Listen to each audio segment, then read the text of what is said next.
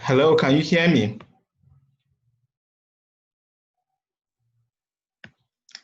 Let me know if you can hear me. Oh. Hello. Hello. Okay. I'm fine, thank you. And how are you too? I'm fine. Good. Okay. So where are you from? I'm from Tanzania.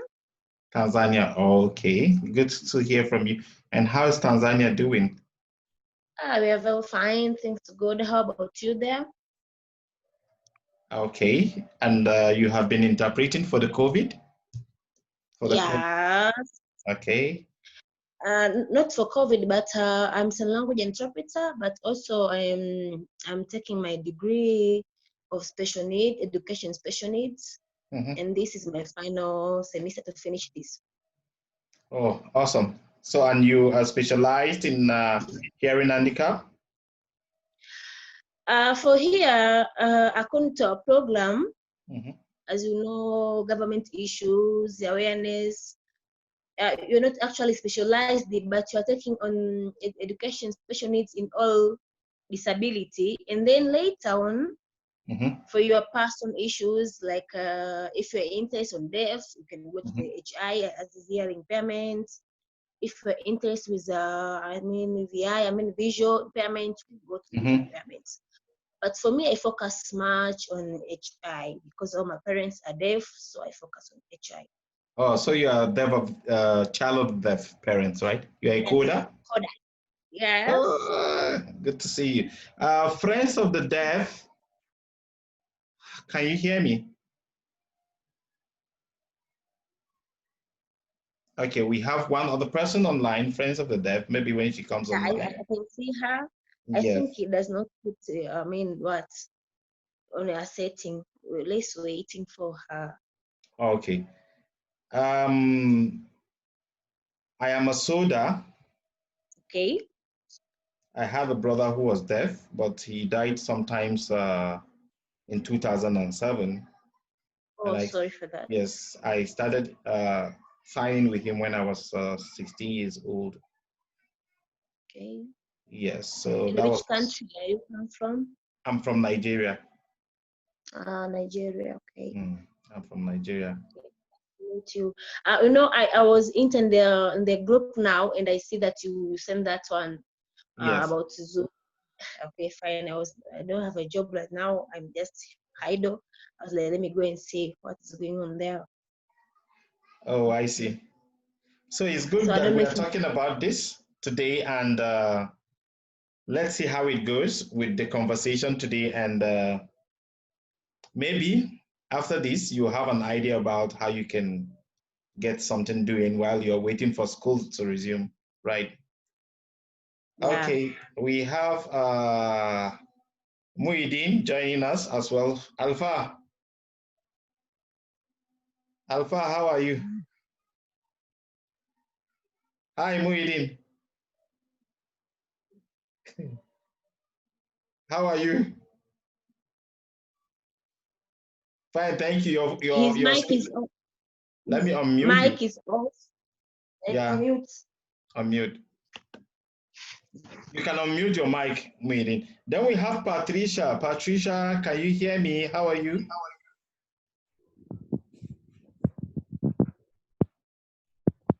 Okay. Okay. Muhyiddin, how are you? I'm good. Okay, good to see you. Thank you. Muhyiddin is a sign language interpreter from Nigeria, but he is presently in the US. Okay. So good to see you, yes. Okay, good. So it's time now and we have to start. I hope you're ready. Everyone is ready, and we're going to start now. My name is Timothy Tinat, and I'm a sign language interpreter for the deaf, and I chair the African Federation. And why we decided to design this program is because we know that African interpreters are very limited when it comes to resources to educate ourselves. And because of that, we organize this very particular program so that we will use it as a platform for us to educate ourselves, for us to know more about our profession. Today, we are going to be talking about the topic, sign language interpreting economics. It's a topic that we need to know as professionals so that we will understand the business of interpreting, the context, and the other issues around them. Economics is a social science, which all of us, I expect us to know that that's it. And it deals with human behavior as it relates to scarce resources. And sign language as well is something that has to do with provision of resources as well, or provision of services, which is part of the resources. So we know that sign language interpreting economics, in this case, might really deals with interpreters' behaviors as it relates to business or providing services in an environment where they belong to, or in a society where they belong to, where such services are not available or insufficient or they're scarce. So to discuss with us in this topic, we have a guest, a very good friend of mine, a friend of the deaf community, because she has shared she has a lot of resources when it comes to deaf and deaf people. She's not a sign language interpreter and she's not a deaf person, but she has been a consultant in so many fronts. Presently, she's working in Uganda, but for a way of introduction, I think it's better I allow her to introduce herself. Have the opportunity of meeting with Engineer Anke, who is a mentor and a friend and is willing to talk to us on this very particular topic. We're going to share experiences and expertise. Like I have told you, she's not a sign language interpreter, but she has a very, very great passion when it comes to deaf issues. So Anke, will you kindly introduce yourself to us? And if possible, tell us about your work in Uganda. Yeah, thank you very much. My name is Engineer Anke Weisheit, and I'm an agriculture engineer and a bioethics and public health person. I'm living in Uganda. I'm a German, and I'm working on a center for traditional medicine and natural medicine in Uganda, where I'm the co-founder. And it started with one mentorship opportunity. I actually was dragged into the deaf community through an assignment of mentoring a young deaf person in business mentoring. So that is me. Thank you. Okay. In a short way, by African introduction, like she says, she's a biopharmacist or what? Anke. I'm an agriculturist and did my PhD in bioethics. All right, so she has a PhD in bioethics. Maybe by way of African introduction, you can say she is a native doctor. Yes. She's a native doctor. She provides, they use plants and do medicine for Africans and other things like that. Recently, they set up a new program in Mambarara University in Uganda, and she's one of those supervising the program at the University of Mambarara in Uganda.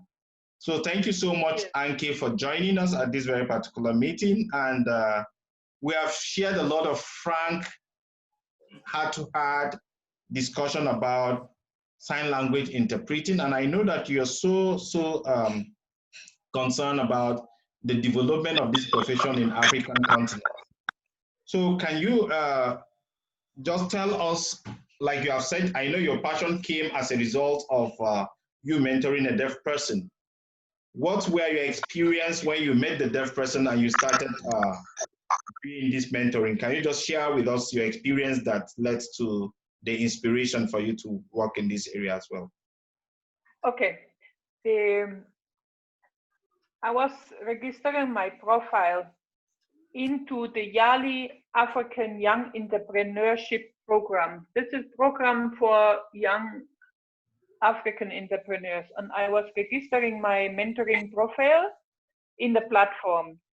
Now, after some months, I was approached by one person called Andrew, and yeah, he explained himself, who he is, what he is, and the whole profile fits in.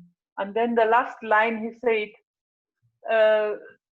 I just like to let you know, I'm a deaf person, but I can speech read. Okay, these were keywords I've never had. I know deaf, but I don't know speech read.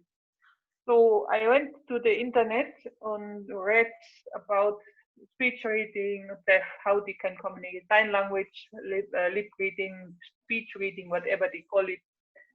So then I went ahead and read further first, because the profession, although his background was fitting to mine, it was a good match. So I read deeply into the subject and the different elements of communication, and I think it was quite interesting. So me as a German engineer, I don't just jump into something without prep. So my prep, I read about it, I understand the way. Now the day come and I met this person and everything worked so well.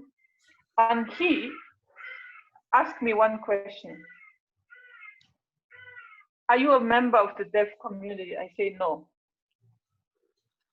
I told him you are the first deaf person I visibly know. Also, I'm consciously aware that I have contacted you. You have not met consciously a deaf person before. Maybe some, you see, some can live it very well so that you don't even know that he or she is deaf. So then say, no, I don't believe you. Why? Say, no, you're too good in communication. You did everything perfectly. Say, yeah, but sorry, I'm not. But I'm a German engineer, so I read first. I have to understand before I go into anything. I have to first understand and read well. Now, after this, I have realized when I now look more focused on this field, I see the interpretation. For example, I read how interpreters are supposed to wear the dress code, the coloring. Either you are dark skin, you have light clothes, so light skin have dark clothes. No pattern, simple dress, so that's not noisy. So I never know what is visual noise. Visual noise. Yes, I'm a designer, but I never knew the word visual noise. So then I get focused and look at the environment. When I see an interpreter trampling in front, sometimes I say, no, this one is not a professional one. Professional one, right dress code. You see it on the mannerism if the interpreter is. And one time I saw someone who said he's an interpreter online, and then I WhatsApp that person. I say, sir, I see you interpreting in front, and you are far from the deaf person talking. So from the person talking and you are too far. So the visual field is not the same. And the person admitted, yes. And another guy had a face mask on. And I tickled that person and say, hey, I mean, where are your non-manual markers? Where are your facial impressions? They are not there behind the mask. How can the deaf person understand you well? And the person also responded back, yeah, it's safety, but half of the information is not. So I'm trying to understand in this field. And lastly, it has created my thinking of something bigger, a bigger concept. And that is a concept of establishing a sign language-based university and higher education complex, which has a university, technical college, vocational, secondary, and the primary school and kindergarten, everything in one compass. So that is my long-term project where I'm working now on, inspired by just meeting one young deaf entrepreneur. So this is how I came into this subject. Thank you. All right, thank you so much, Anki, and sharing with us how you came across with the deaf person. Knowing very well that you are not an interpreter, I would just like those that are on the platform to share with us in 2 minutes each, maybe tell us how frequent is the demand for sign language interpreting services in your various countries. So we'll start with Patricia. Hello, everyone. Hello. Hey, I'm Patricia from Botswana, a sign language interpreter, but a full-time teacher for the deaf. In Botswana, I can say, like, they've just started recognizing the importance of sign language interpreting, especially during this the COVID era. Yes, in schools, we do interpret. Sometimes we ask to go and interpret maybe at the hospitals, at the police stations. But with the COVID, we saw a lot of change. Like, for instance, I think we used to be a team of 4 interpreters interpreters coming to the Botswana television, which is a national television, which airs all the programs relating to the COVID, including the news within the country and even internationally. So I would say in my country, really there is a need for interpreters, though we don't have enough. But the few that we have in the country that are being, I would say, that are being utilized. But the thing is, we don't have anybody who is like maybe hired or employed as a full-time interpreter. So the four of us who are currently working for the TV is just on part-time basis. And all of us, we do have our own jobs. Like for me, I work as a teacher for the deaf, and others are also engaged. So we're having a challenge, a very serious challenge, because like it's very difficult when it comes to like to managing our times, because for me, I'm employed by the government as a teacher, and I'm supposed to be at my workplace from 7:30 to 4:30. So it's usually a challenge for me, because always whenever I have to come here from Monday to Friday during the working hours, I have to ask for permission, which is not really easy. But I'll just say in Botswana, we don't have enough interpreters, but there is a need for that. Thank you so much, Patricia. We don't have enough interpreters in Botswana. I will go to Fairness. Fairness, is that your name? Yes, Fairness.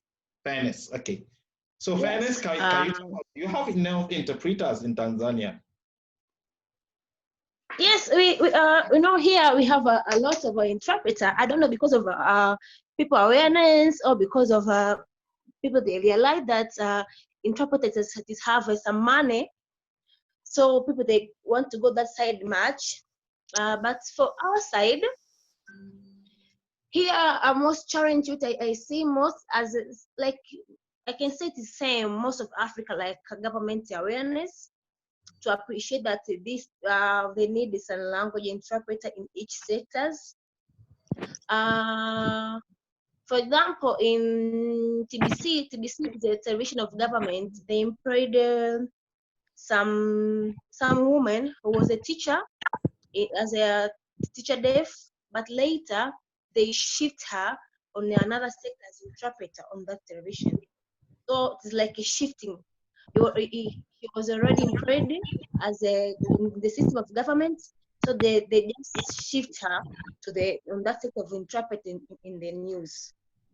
Just in the news, not in other sector. Maybe can be the speech of president. There's no interpreter. And for this side here, the challenge also we have is about the price of interpreter. Okay, while we come for the price for the interpreter, just hold on, we'll come and discuss that. Okay. Yes, so thank you so much. Can we go to the friend of the deaf, Fumi Agunro? Can you hear me, friends of the deaf? Okay, if friends of the deaf, she's not ready, we will go to Mr. Muhyiddin Salam. I know you've been in Nigeria for some time and you've moved to the US, but can you tell us, while you were in Nigeria, I know there was a point you were working in the hospital, a kind of as a sign language interpreter. Just tell us your experience while you were here. And if you're still interpreting in the US, maybe you tell us your experience. Muhyiddin. Yeah, my name is Muhyiddin Salam. When I was in Nigeria, I think the problem we were facing was, it was not easy for the interpreters to be involved in all activities. We just try to make the deaf community to face the fight. Like we lobby just for them to have access to the arts, to the arts. because most of the time, deaf people are the ones that are paying for their interpreting to get access to the information. Like before we got interpreters at Ikeja General Hospital, once the deaf invited an interpreter, they will be the one to pay the bill. After paying the regular bill the hearing are paying, they still pay extra to get information at the hospital. So, but before I left, I think we tried a lot to get 2 interpreters at Ikeja General Hospital. After that, the other general hospital, at least we have different general hospital in Lagos State, like Ikorodu, they don't have interpreters. Gbagada General Hospital, they don't have interpreters. It's only Ikeja General Hospital. So those deaf living around that area, I mean Ikorodu, Gbagada, they have to find their way to the Ikeja General Hospital just to have the access to the information. What if the deaf people have emergencies? What will happen? There's no way. They just, it's either they get interpreter and they pay them, or they come down to the General Hospital Ikeja. So there's no way they don't, or if the interpreter volunteer to go there and interpret. So it means that interpreters are not enough even when you were there in Lagos to say that you have them all over the hospitals. The interpreters are not enough. Oh, okay. I would like to talk with Clement. Clement, introduce yourself and tell us, are interpreters enough in your country? Can you say, then, because we're talking about the demand and the supply, do you have a demand of interpreters? Do you have a supply of enough interpreters to be able to at least meet up with the demand?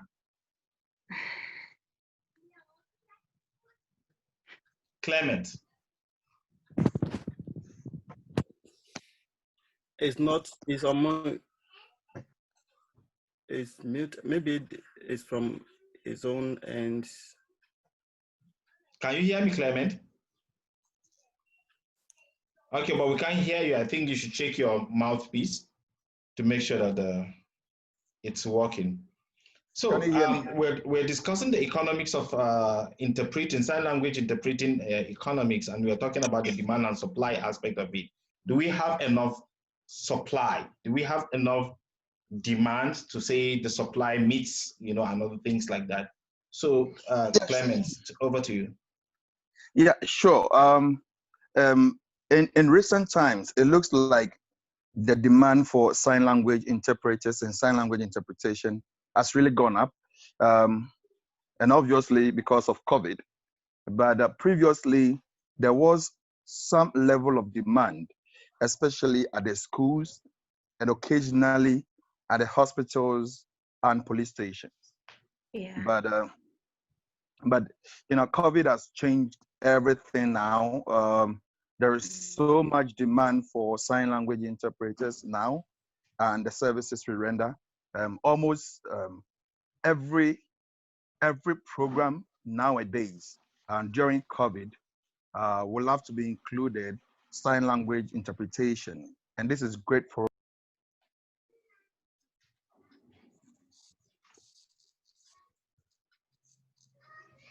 There are occasions where the programs will be held almost at the same time, or maybe 30 minutes difference.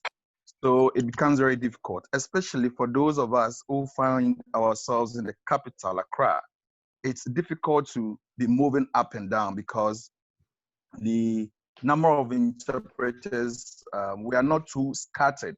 We are concentrated, more especially in the capital, Accra. And that is where most of these programs also takes place, especially in this month of July. There is going to be series of AGMs, and it's going to be virtual, and they want to include the services of sign language interpretation. Now, what I realized is that the dates of these events and the times are almost the same. And on one particular day, we're going to have 3 AGMs with different, the time difference will be 30 minutes in between. And these sign language interpreters in the capitals, most of them are occupied because of COVID. So in these moments, we find ourselves with a shortage of interpreters going for these various assignments. So what we intend to do is to invite some of the other interpreters who are close by in the different regions. We've got a close by region called the Eastern region and a Central region. These interpreters will have to come on board to, help with the work. And because it's becoming increasingly bigger, especially in this time of COVID-19. And if it's going to continue like this, then most of the interpreters who are not living in Accra will have to relocate, to come closer, because there's a lot of work at this moment. There are a series of press conferences, and we shouldn't forget it's an election year in Ghana. People are getting ready for election and, the campaign and what have you. So everybody wants to include sign language and sign language interpretation in their program. So I can say that the demand in Ghana is very, very high as at now. Thank you very much, Clement. I will give time for our guest, who is Anki. Anki, can you tell me some of the things that you have also seen in Uganda, and maybe share with us maybe some of the business aspect that you have seen in this demand and supply for sign language interpreter services, generally. I know it's the same thing with the demand and supply for other goods and services. It's not quite different, but maybe you tell us maybe the missing link and what is there for us and what is available and stuff like that. Anke, please. Yes, thank you very much. The first thing in any business is how you present yourself.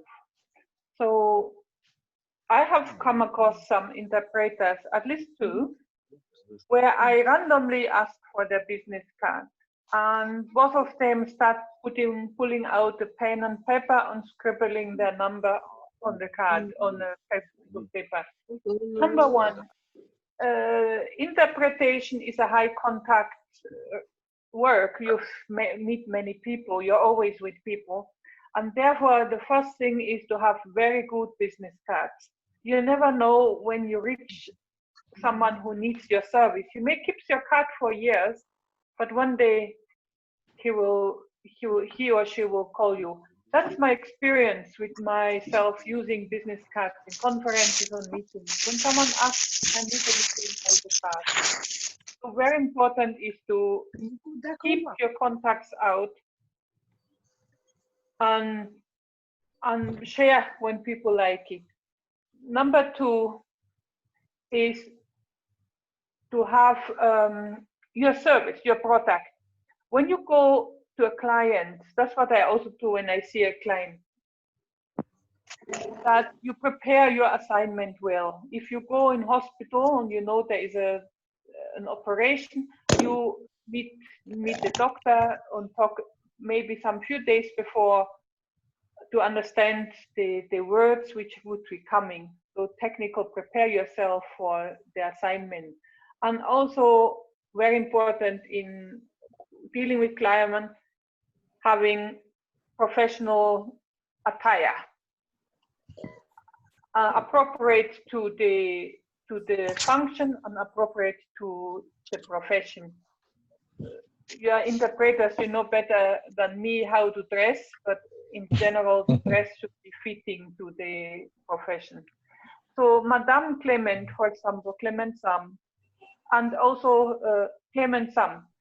Yes. Your background is very noisy. There is a black and white ornament. So if you are interpreting in this position, I would say you are in a noisy environment. The light green behind is nice, the light green background, but yeah, it's just, you're not interpreting right now. I'm just giving you. No. Yes, I understand. And your shirt has a Nike and another logo. kindly have it plain color, so it's nicer on the eye. Yeah. But the colors is okay. But now the challenge is the so Yeah. I'm a designer by passion, so this is part of my. So having business cards, and when you make an offer, have a professional letterhead with the personal logo, so people know, oh, this one with this kind of logo. People are graphical, so this helps when you brand yourself, that people memorize you.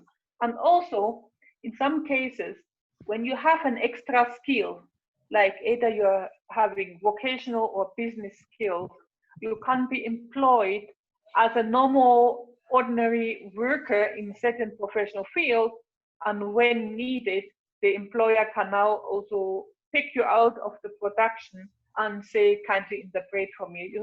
It's dual way. You either be a full-time interpreter, but sometimes getting a job, an ordinary professional job, whatever field, and then interpret when needed. That is another way of doing it to survive. Thank you.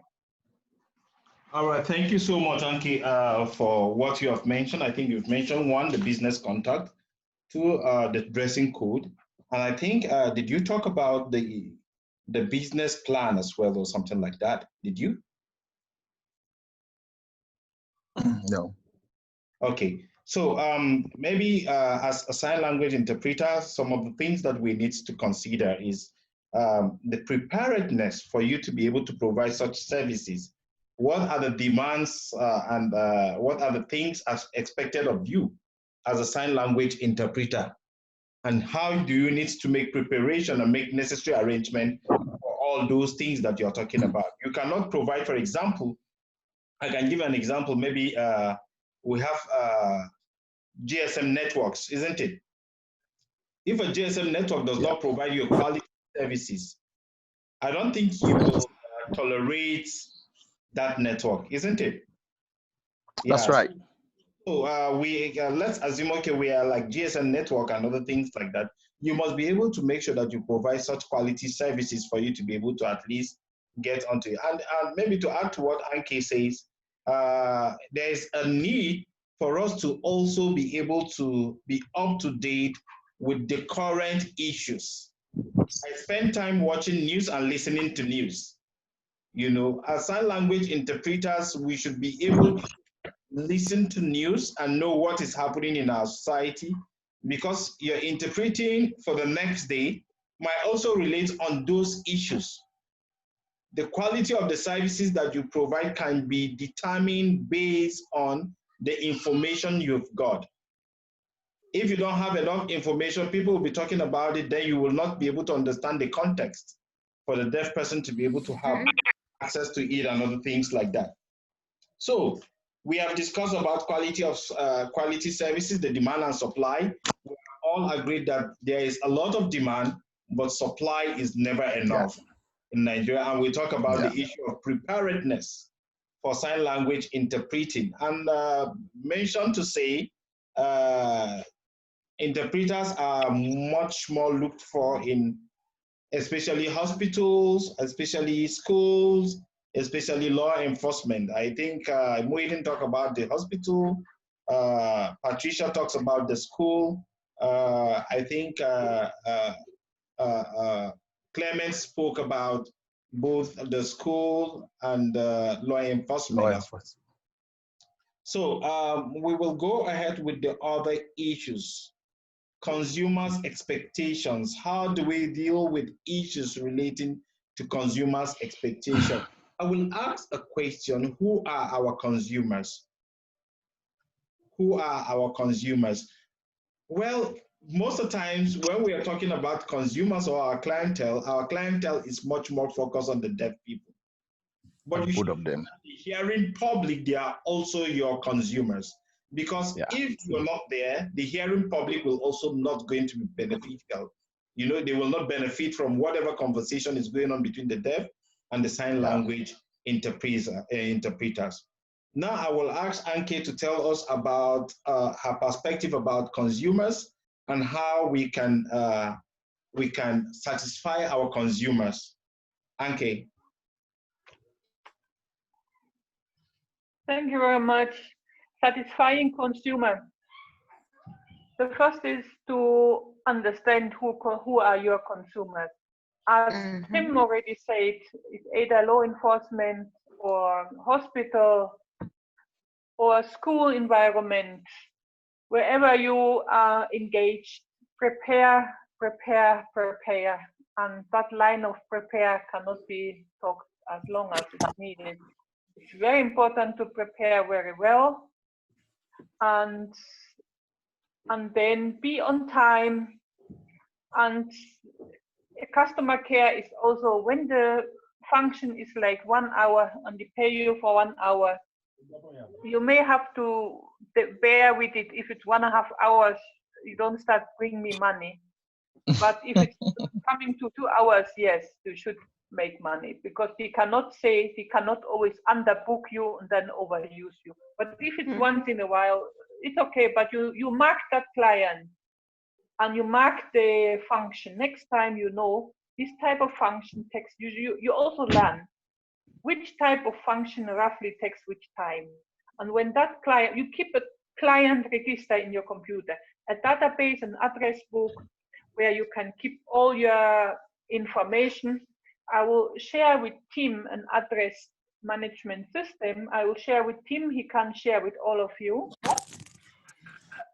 Tim, you can send an email to all of you, of the participants? Yes, I can email everyone, yes.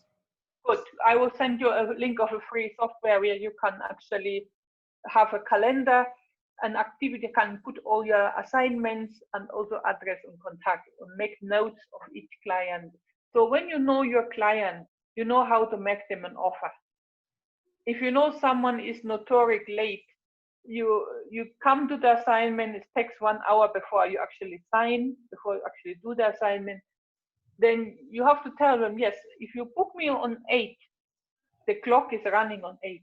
If you book me on 9, the clock is running on 9. So you need to explain to them that time is money. And first-time clients are very tricky. They can hire you and then don't pay you. This is another difficult thing. You have to see how in your profession you can either ask for down payment or make sure that only reputed organizations which are trackable, which are traceable, can hire you so that you actually get your money after. Client care, that's the normal marketing. Also client care, be polite. Even if the client is wrong, kindly remain polite.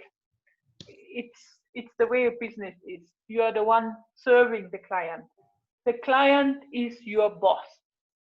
That is clear. The client is your boss. Thank you. Thank you so much, Anke, for that. The client is your boss. It's your boss. And that is just, I mean, that's a takeaway from everything that you have said so far. I just want to also make an emphasis on this, that sometimes in our various countries, we tend to confuse between an association and sign language interpreting agency. And you find out that people go to register sign language interpreting agency, but they come to assume the responsibility of the association. Of an association. The association most of the times is a trustee, is a corporate trustee, is a charity organization most of the times, because most of the times you are just following the procedure in ensuring that you promote the profession. But in agency, you're setting up a business entity where you want to make sure that you provide such sign language interpreting services effectively and efficiently. I can decide to say myself and Robert and Clement and maybe Patricia, we have the Golden Finger Sign Language Interpreting Services. So that is a business entity, okay? We're setting it up because we want to make profit, isn't it? Out of what we are doing. And for you to be able to make profits, there are some certain things that Anke has mentioned, and you have to consider it as a team. You have to understand it as a team. Respect for time, respect for your clients, respect for the environment you find yourself, and respect for everything that you need to do to make sure that you provide such services in a way and manner that is much more acceptable in our society. You can be a sign language interpreter and you go to an event where you know the president of the nation is addressing the nation, then you dress anyhow. You should know that your agency will never get or will never have such an assignment again, most likely. So you need to also make sure that you dress very well, you look good, so that at least when you are going to provide the services, don't forget that the looking good is just like the cover page of the book, of a book. But the content is what information you have in that very particular thing or in that very particular assignment that you've gone to provide services. I'm going to share something on screen with you now. I have a comment. I have a comment. All right, yes, go on with your comments. Like now, I wish you have a sign language interpreter within the meeting, because you may have certified deaf interpreters. Sometimes you do team interpreting, where the hearing interpreter interprets to the deaf interpreter, and the deaf interpreter relays the interpretation in indigenous, in the so-called mother tongue. Yes. Mother language. So now here in this case, when I look at this, I'm not a deaf, that's why I can't interact with you. But what happened if I was a deaf interpreter? One of you guys in the meeting should just sit down and just interpret, and then I can look at the video and see you. You see, I see all you. I see one like Clement. You're sitting very relaxed. Yes, this is an internal meeting. I'm just saying, look at my, it's an internal meeting. You're too relaxed. When you are talking business and you appear like this, also kindly invest in a wireless headset. It looks just a bit smarter. Just the eye is also eating. What Tim already said, personal branding, you need to, how you look. At least can you sit straight wherever you are? Just sit straight. No, I'm sitting straight. Maybe you're not saying it well. I'm sitting very straight. But yeah. It doesn't look so. It's okay. Maybe you're not saying it straight. Madame, yeah, maybe. Madame okay. Patricia, your light is behind your head. Your light is behind your head. So if a deaf person sees you, it will be very, the eyes, it's tiring on the eyes. Yeah, no, don't worry, you don't need. And behind the background is like some kind of shelves. You're like in a store, but I can't see. I'm like, I'm in a bedroom. I'm in a boardroom because I'm waiting for the news. So where I am is just me. There's no deaf person around. But within the boardroom, you can select the better corner, so that the light is shining into your face. It's just where we are talking, just that is just not much to see. Then we have the Robert. Yes, you are looking decent. The camera looks a bit weak, but the way you sit in the frame is nice. When you are signing, maybe you remove the glasses because the glasses reflect, so someone cannot see your face. Mr. Samuel, your video camera is, this is a photo, okay. Then Mr. Salam, your camera setting is good. The face is very visible. You have a plain shot. It's for this environment nice, but the background would be too noisy because I have a red-yellow picture and then some mattress leaning behind the sofa set. So when you have business talks, I'm doing practical. Sorry, I'm picking on you, but it's just for teaching purpose. When you do a practical, and you need to have like a corner where you can talk. Someone wants to engage you as an interpreter and sees where you are seated. It seems it's not representable. You yourself, yes, you look okay, very fine, plain shirts. No, the light is okay, but your background is not so good. Okay. So I'm talking when with Tim. Now it's getting on Tim. Now let me pick up the head. Now Tim, yes. Your color, the shirt is fine. It's a plain color. I can only see that the big difficulty is you have a black brown door and then a white wall. So this is a bit irritating. But not now, we are not in the profession, but make sure your background is single colored and not noisy. How about mine? Who is you? Samuel. Sam, Clement. No, that one I already discussed him. Robert, we have Joshua. Joshua, how are you? I'm fine, are you? Yes, can you go a bit further from the camera? I see your nose seals. Yes. Aha, now in your case, your light is behind you. So in an interpretation setting, I'm setting where you're communicating either to deaf or to business partners. Your light is behind you, which paints my eye. You're supposed to have the light source in front. The shot is okay, the shot is plain color, and the background looks not too noisy. It's the ceiling and a little bit of the wall. You can put the camera in eye height. I see that the camera is shining on you. Okay, but I can see this one is a screen protector. Yeah. But I can see that it's broken. Okay. So I will return it back so that you make the process. Okay. Then you find your money. Okay. All right. So who else like me to have a look at the, Glory, Grace.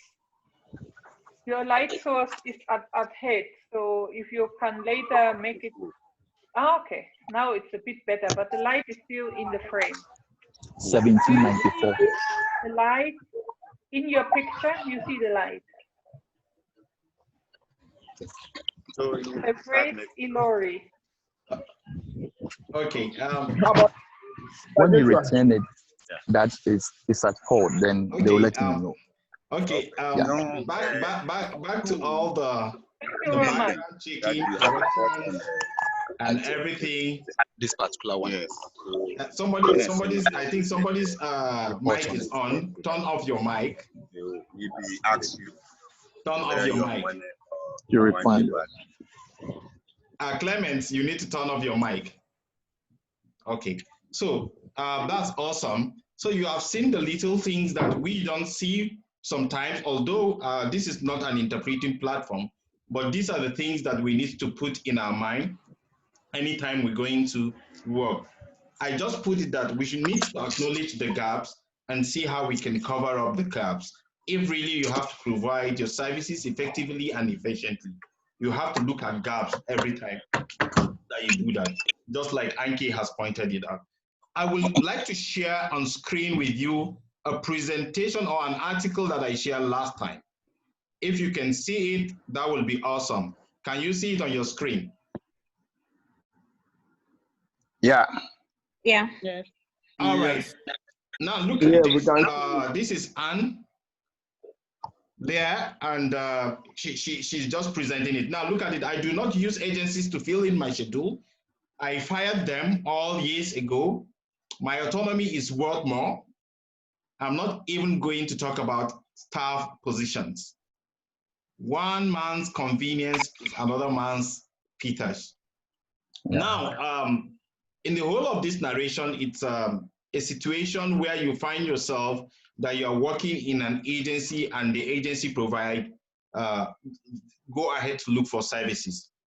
In a country like in the US, most of the times when you want to provide such services, you are not getting the services directly. They give the services to agencies, and agencies now sublet those services to sign language interpreters.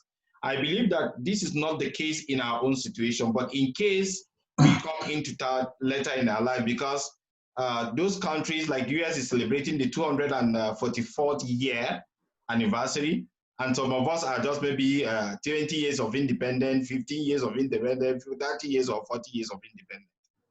So it is good for us to know that when you are providing such services, there are other obligations, legal obligations that also go into consideration, the contract, signing the contract and other things like that, which is expected of you, and how you can also subcontract those opportunities to other people in case that you are not able to go or in case you are running an agency.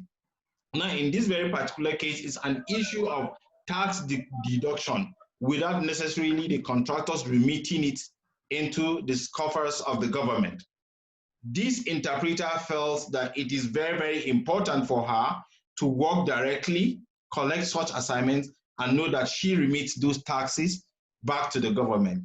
We cannot approach the government and ask the government for anything like employment and other things like that until we also show that we are responsible citizens on our own.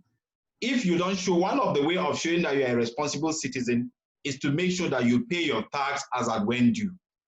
Apart from that, before this very particular time when I was talking with Anke, we also talk about your vouchers, your receipts, your business cards, and so many of that in nature. Even if when you're talking about the issue of, when we're talking about the issue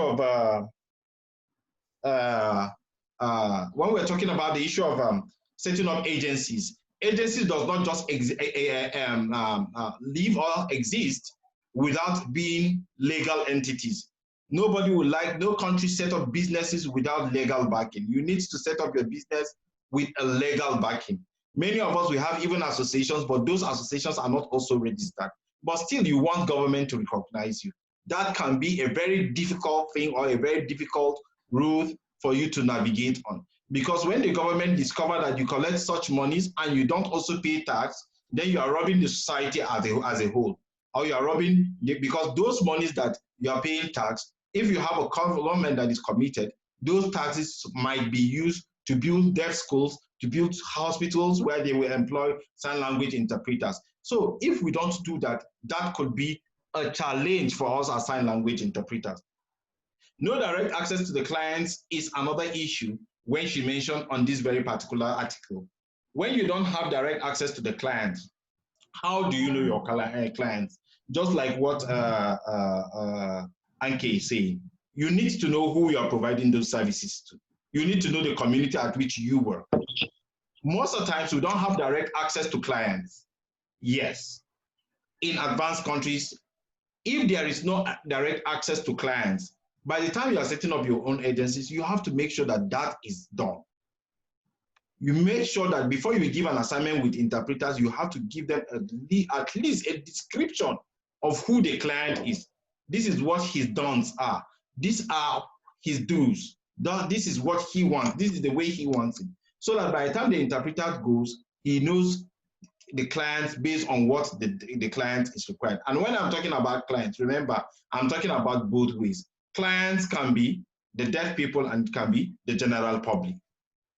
So we need to have direct access to our clients for us to know who our clients are. Then you can now go on to provide such services. So it is good for us to know that if you're going into business, then it is really business. What is the dream and what is the vision for your businesses? For example, Clement just said that most interpreters live in the city. Then what happened to the deaf who are clients in the local areas, in the villages? Doesn't mean that they don't have access to those information. Will you be willing to work with organizations that are working in local environments to be able to provide services? Or will you decide, because in such a situation, working in the city and providing services in the city, you discover that there are deaf people that have been marginalized. These our services, there are two ways. Two ways in the sense that developing economists most at times will provide these services in a pro bono manner, where you know that deaf people will pay. Like somebody says that in his country it's the deaf people that pay. So where you know that it is the deaf people that pay, and you know that deaf people are not economically empowered, what do you do in such kind of situation? You want to maintain your business clients, and you want to make sure that you provide that person with access to information as well. So it is very, very important that we start thinking about this. We are not there yet, but we have to put it behind our mind. Now, what are the business environments looking like in Africa? I will ask Anke to talk about that. What do you think the business environment looking like generally? It might not be interpreting, but generally.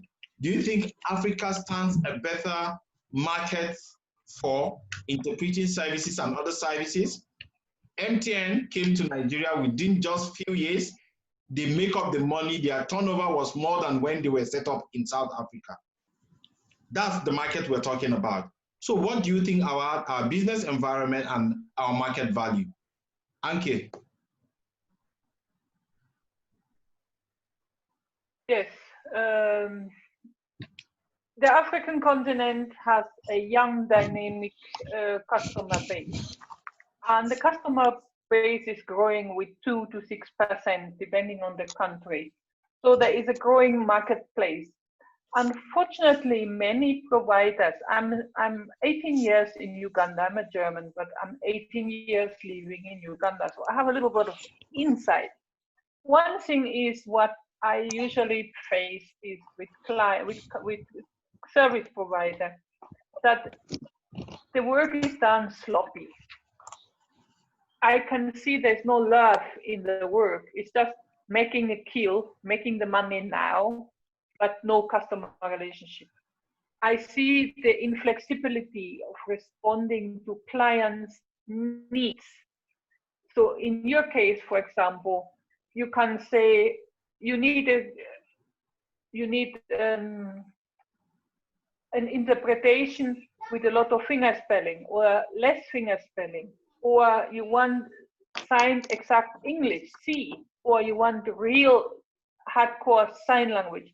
So you need to actually, not because you are an advocate for full sign language only, you don't do C. When the client says, I want C, I understand better with C because I went to school and I was drilled in C. Then give the C to him or her. Don't give what you think is the best. The client will tell you what is my choice. The choice is C. I know you may not like C, yeah, it's a scrap, but if the client said, I want C, please give a nice C signing to that client. So come down to the client, provide service. And when the client have hired you like several times, why not sending a Christmas card or an Eid card, electronic? These days it's just an email on WhatsApp. One message, maybe an Easter greeting, very small, something high. Happy Christmas, Happy Easter, Happy Eid. Kind of slow, but don't nag. Not say every month to say, hi, how are you? Do you have another assignment for me? No, just decently, little bit of contact. Not too much, not too little. And always provide quality service. When the client says, for example, I'm the speaker, I'm the voicing speaker, and you as an interpreter, stand next to me and say, you go in the corner there. You know, someone harasses you. You say, yes, I can go in the corner, but for the deaf to hear you much better, it's better we are in the same visual frame. So if you bear with me, I can maybe be a step behind you so you don't see me in your visual field. So if for me, I like you to be actually next to me. I want to see when you're signing. But some people maybe they see you as a distractor. Maybe you just step 1 meter behind, but still close to the speaker so that the deaf person, the viewer, can see in the same visual frame. So you need to engage and say, oh, you sit in that corner, and you find the corner is not prepared. Secondly, come early to the assignment, especially when it's a performing one, like in a big conference. You need to set up your interpretation corner. They may not have done it well, so there must be enough time for them to adjust, either put a screen behind you, whatever is needed to make it more comfortable. Thank you.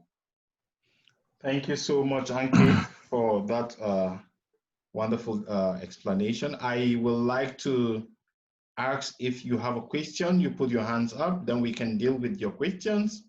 So do we have a question?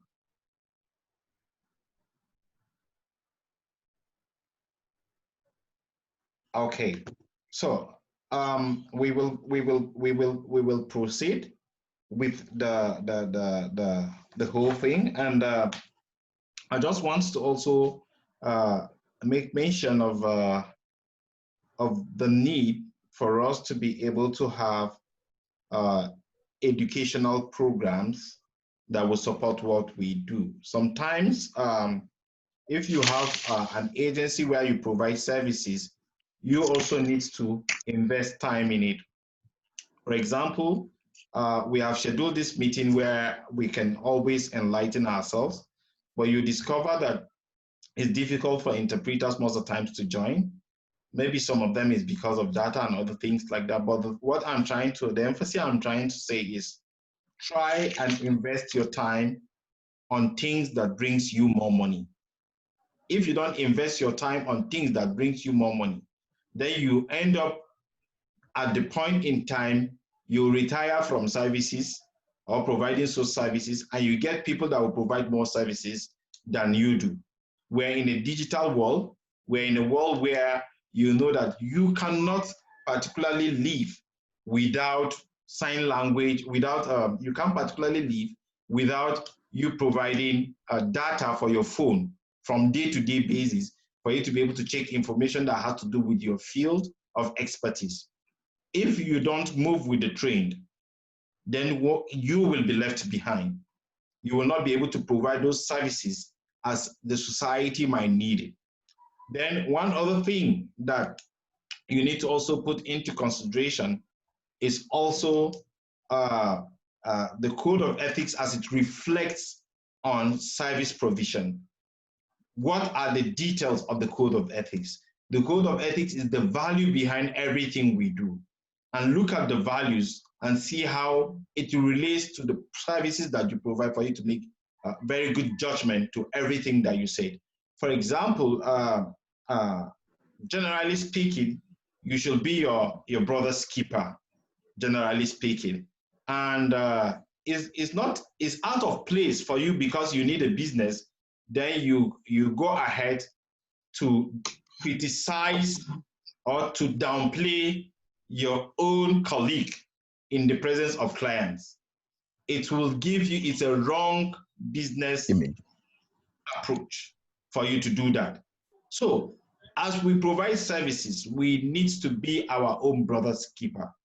Even if there are things that you feel that your brother needs to correct, you don't need to go to where you know he will be of disadvantage. Then you will now say it out, knowing very well that he will be out of that assignment or he will be of disadvantage. It is also very important that as you go into this, mentorship is very key. You need to get interpreters that are way ahead of you to be able to mentor you around the whole provision of services or around whole the business aspect of what we are doing as sign language interpreters. From my own perspective in Africa, I understand that we have not really taken this profession as a business yet. We just see it as something that you do today to eat and you do tomorrow to eat. But then until when we are able to think about it from the perspective of a business, then you will be able to upscale the provision of those services. When you discover that interpreters are not enough and your agency interpreting your business only have 4, and you know the demand is small or the demand is high, then you can decide to say, let me hire more interpreters into my agency so that I can meet up with the different demands. One other aspect is also the marketing strategy. Anke has talked about our dressing code, our way of approach and other things like that, but marketing strategy also entails what you do. How do you meet with people that are so much interested in your services?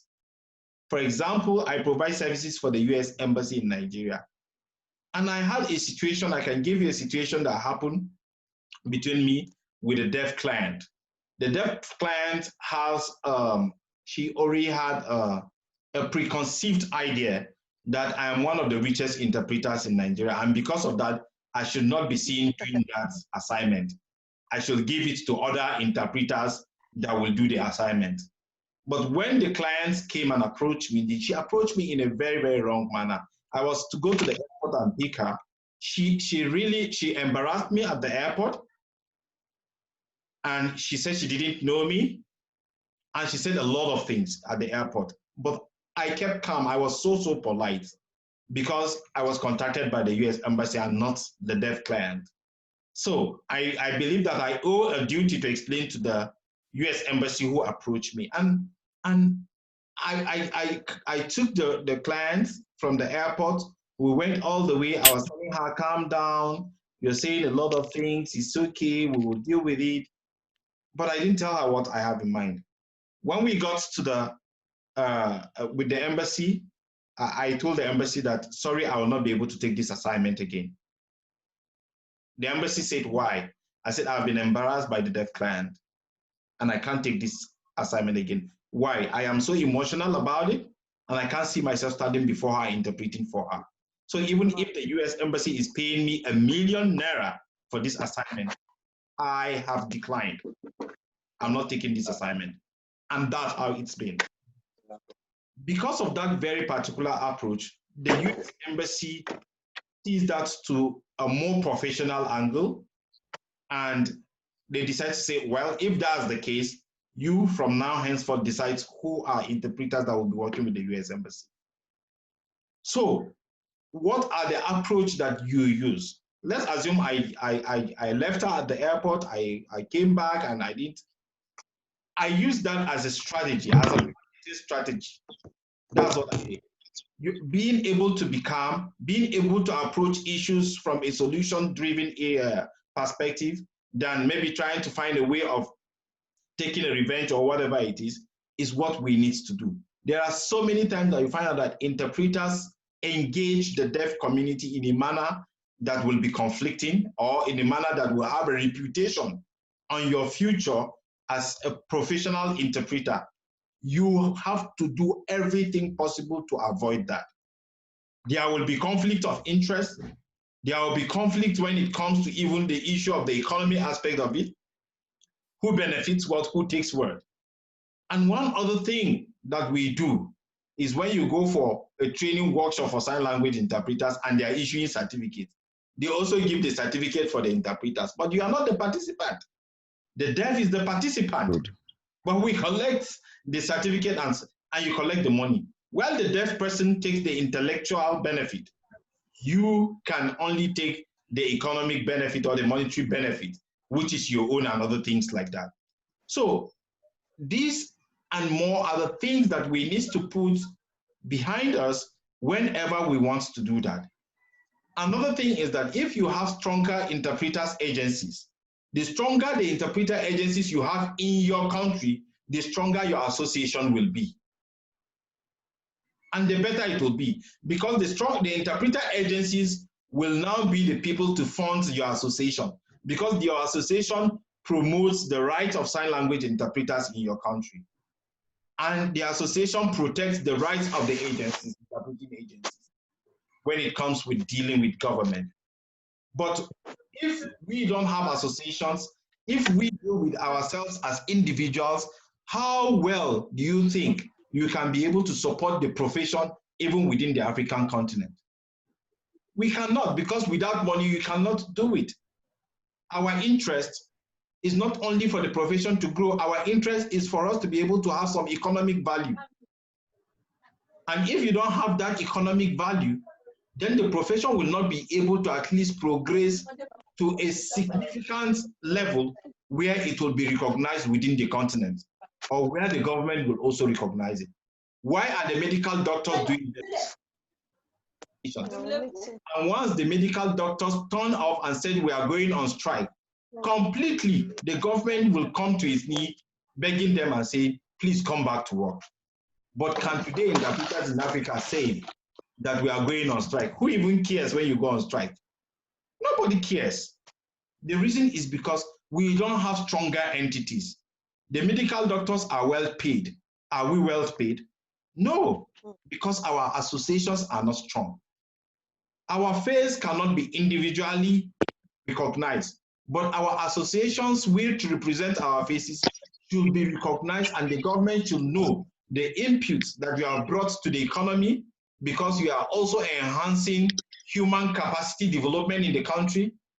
You are also you are also bringing more revenue to the government because you pay your tax and other things like that. Until when we are able to build a business argument within our profession, then you will not be able to have the standing for you to confront the government, or for you to table your issues before the government, for you to be able to move forward. So I will leave as a final part of it. Like I said, if you have question or you have anything to say, you put your hands up. If not, I will go back to Anke and ask Anke to maybe give us like a final statement.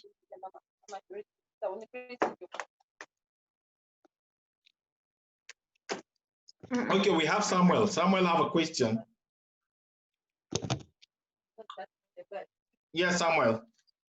Yes. Can you all hear me? Yes. Can you all hear me? Their mics Yeah, are yeah, audible yeah. enough? Yes, everybody can hear you. Yeah. Good. I have one point that I want to talk about, and we need to look at it very well. This will really help us in this job. Individual of us, we have different areas where we are very good and where we are very not too good.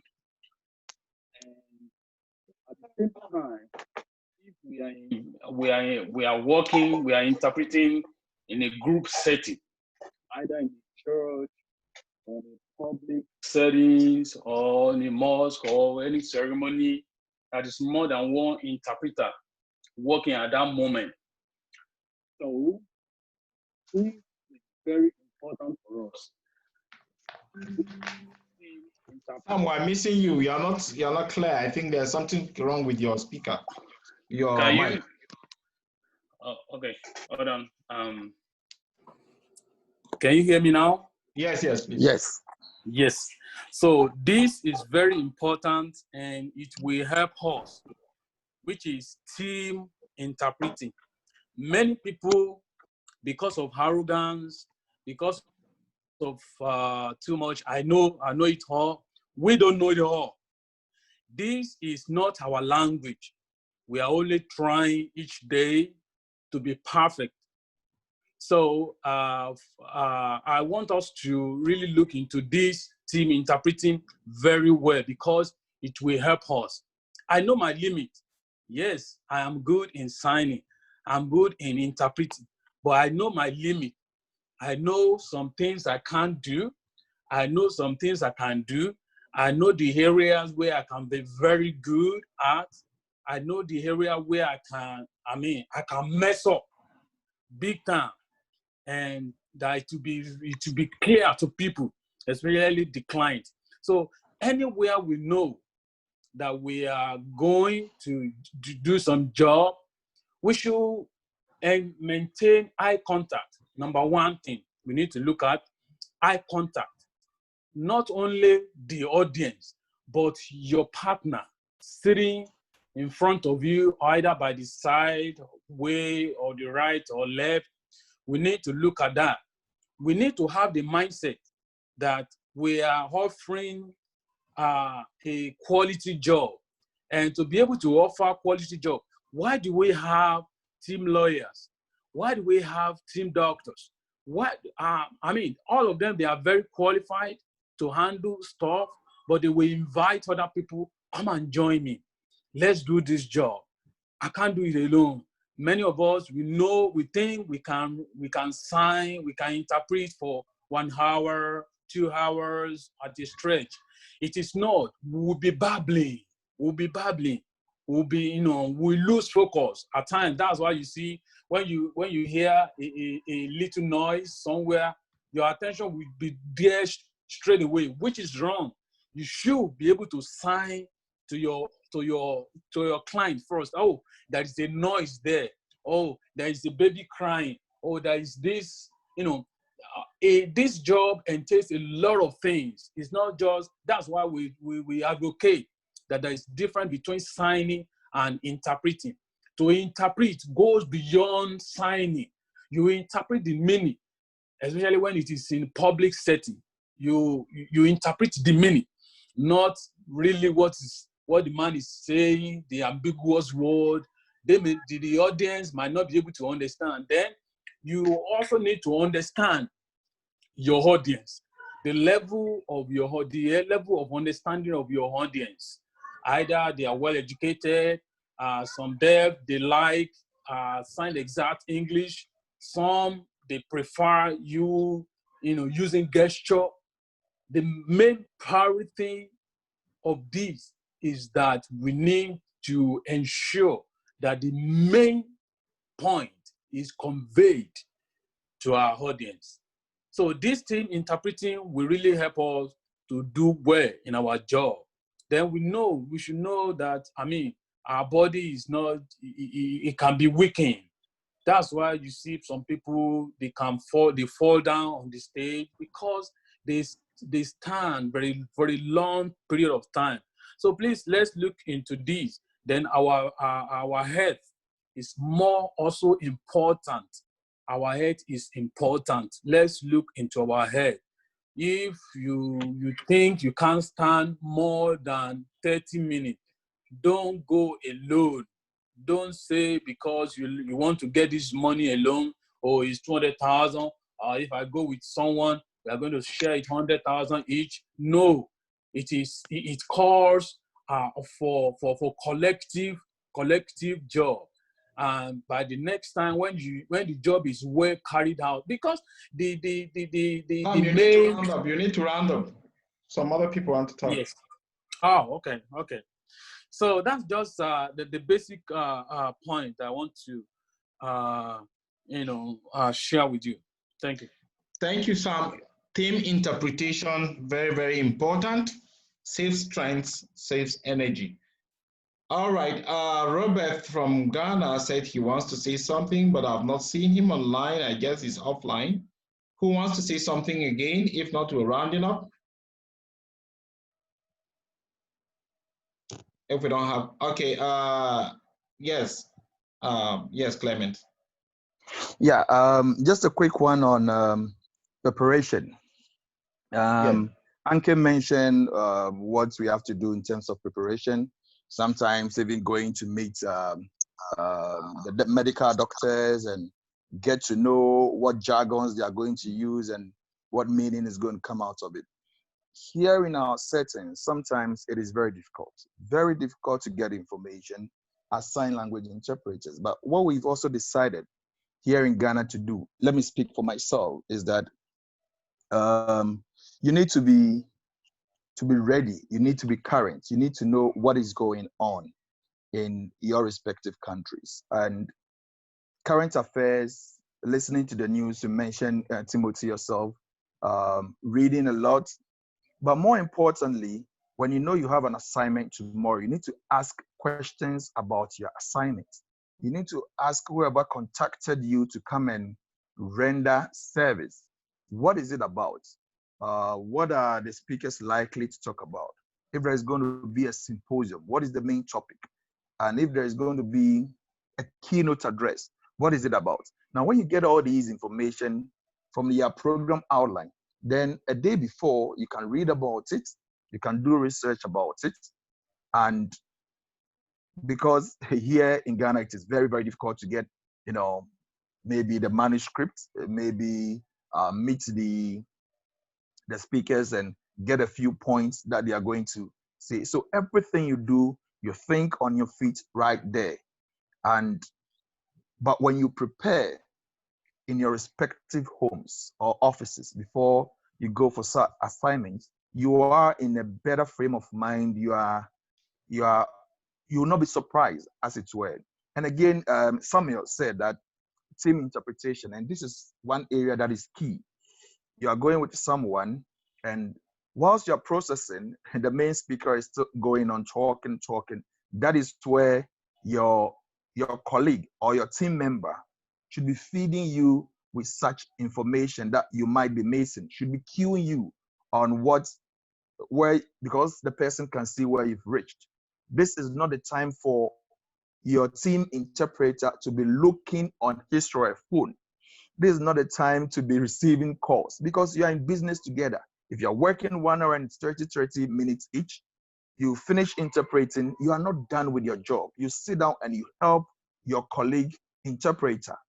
If there are figures, 5,752. Because of the process, because you are doing a lot on your feet, you are thinking, maybe you can get a 5,000, but 700 and whatever, the team interpreter should add that one to you.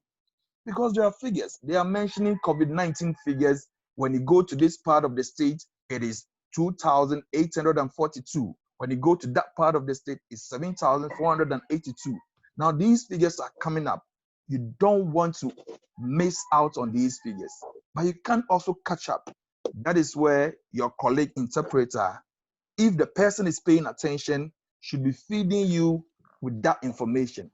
So the client, the deaf community, your deaf audience especially, will not be missing out on the exact figures. But most times you realize that when there is a change and the other one goes to sit down, this is the time for the person to relax and the person to pick the phone or the iPad to check messages and what have you. No, you need to have absolute concentration on the program. If it's 2 hours, you run 10, 30 minutes each. But when you are done with yours, you need to focus and be helping the other interpreter. When you do that, both of you will go through a 2-hour assignment, and you wouldn't feel like you are too exhausted and tired. At the end of the day, it helps you, both of you, the interpreters, you save your health, you save your mind from tiring out, and you don't feel like you've even worked, because whatever you get, you share equally amongst yourself, and that is very important. But we see the opposite happening. Okay. All right. Sorry, Clement. I wanted to stop you, but somebody's noise really stopped you. So we're trying to round up now. Shewun, are you saying you want to say something? No. All right. Anke, do you want to say something finally? Yes, thank you very much for your interesting discussion. You were talking about an association or a professional agency. Mm-hmm. It's very important that you don't just take any Dick, Tom, and Jerry as a member. It's very important that each member joining the association is very professional, and if possible, has to be interviewed and submit a CV, submit the references. So there must be a background check. Because in that way, when any client addresses your organization or your company, gets quality for the money. So quality assurance is very important. An association or an agency can be a good platform to sieve out the wrongdoer or the quick money maker from the real people who like the profession and who provide professional quality service to the client. So my final view is it's very important that you keep with your language development up. I know it's very hard in sign languages in Uganda and in Africa. For example, in America, they have different news agents like the Moth. And this one, they usually have up-to-date signs like the coronavirus sign. And so all these new signs are coming up. But in the different African sign languages, I don't know how the language could be quickly developed to fit the needs of the society. There are always new signs supposed to be created and designed so that the language actually grows with the development of the society.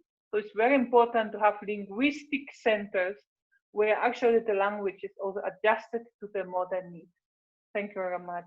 And thanks for inviting me to be part of the meeting. All right, thank you so much, Anke. Anke has been a consultant with the UN, and she has done several projects to our credit and also for the benefit of African continent. She is presently living in Uganda. She's a German, but also having she's also a Ugandan, same time, having dual citizenship as well. And she is working with Nemambara University as of her biometrics person, and she's supportive to me personally, and I felt that it's very important that we bring her on this platform, since she's talking about she's an entrepreneur And also, she is a mentor to so many people. Thank you so much, Dr. Engineer Anke, for your time. We really, really appreciate it from all of us in the African continent. Thank you so much.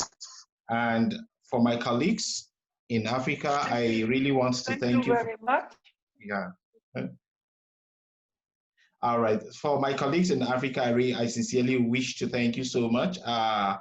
Grace Ilorin, I have not met you one-on-one yet. I trust that we'll be able to meet soon, Dr. Grace. And I think so much about what you can do as well, as far as this profession is developing. And I am appreciating the fact that you're part of this conversation, because I know that there's a lot that is going through your mind at the moment, that you're taking notes, and we will talk more with time. And thank you so much, Patricia. Thank you, Clement. Thank you, Vivian, latecomer. Thank you, Keun, my best friend. Thank you. Thank you, Muidin. Thank you so much. And Apostle Bioku, Alicia Eloy, Titi, thank you so much. Joshua, thank you. And Fumi Agunro, thank you. And the other people is only Infinix Hot 7. That's your name. Thank you. ITEL A33, thank you. And BTV and other things like that. It's not my fault. Next time you need to change and put your name there. If not, I will continue to call you Infinix. All right. Thank you, guys. And yeah, thank you very much, Samuel. Excuse me, before you leave, yes. Ladies and gentlemen. 1 minute. Yes. Ladies and gentlemen, I want to thank you, and I want you to help me join me to thank the chairman of ASLI and the president of ASLI. Timothy Tinat is doing a wonderful job, and I thank the numerous people for making it work. We are getting there, and we can get there. Thank you, everybody. Yes, Samuel, let the thank you be accompanied with some money. Thank you so much, everybody. Thank you for this. Thank you for putting this up. You are very good. All right. Have a nice evening. And I recorded this, and I will save it. If in case you need it in the future, let me know. I can share it with you. Now we can put it on ASLI page. Yeah, we can put it on the page, and you can go back and listen to it. So thank you so much. Enjoy your evening. Relax as much as you can. Anke will not be watching over your background and the way you are sitting down. So you can do as you want. Take care. Bye. All right.